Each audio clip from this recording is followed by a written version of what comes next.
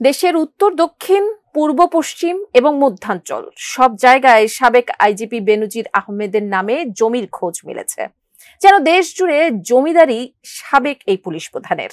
এছাড়া দেশের গণ্ডি পেরিয়ে অন্য 5টি দেশেও তার সম্পদ গড়ে তোলার অভিযোগ রয়েছে। এবার বান্দরবান ও নারায়ণগঞ্জে বেনজিরের শত শত কোটি টাকার সম্পদ জব্দের নির্দেশ দিয়েছেন আদালত। বিস্তারিত শেখ ফরিদের প্রতিবেদনে। সাবেক আইজিপি বেনজির আহমেদের পরিবারের সদস্যদের নামে আরও সম্পত্তি ও ফ্ল্যাট জব্দের আদেশ দিয়েছেন আদালত। 12 জুন ঢাকা মহানগর দায়রা জজ মোহাম্মদ আশামস জগলুল হোসেন এই আদেশ দেন।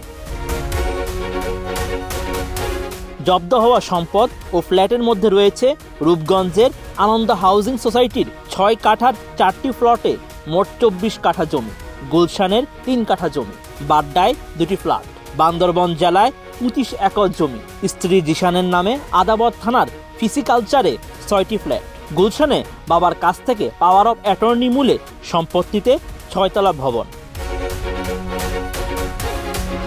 এছাড়া বেনজির আহমেদের নামে সিটিজেন টেলিভিশন লিমিটেড ও কিজেরা ফিট অ্যাপারেলস লিমিটেডের মালামাল সমূহ জব্দও করার নির্দেশ দেওয়া হয়েছে।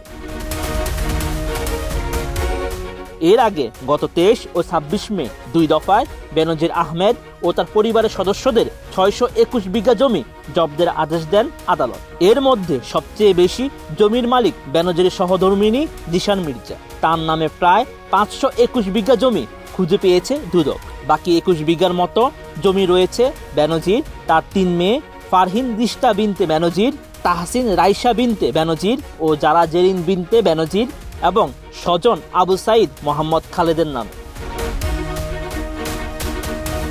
বেনজির আহমেদের স্ত্রী জিশান মির্জার নামে মাদারীপুরের সাতপাড় ডুমুরিয়া মৌজায় 276 বিঘা জমি পাওয়া গেছে।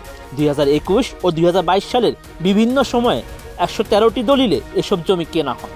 দলিল মূল্যে দেখানো হয় মোট 10 কোটি 22 লাখ টাকা। 83টি দলিলে 345 বিঘা জমি জব্দের আদেশ দেন আদালত, যা দলিল মূল্য দেখানো হয়েছিল 16 কোটি টাকারও বেশি।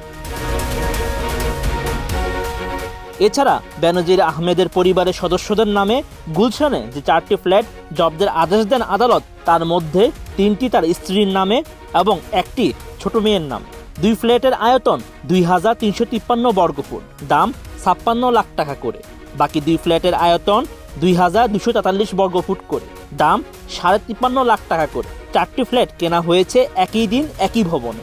ভবনটির নাম র্যানকন আইকন টাওয়ার।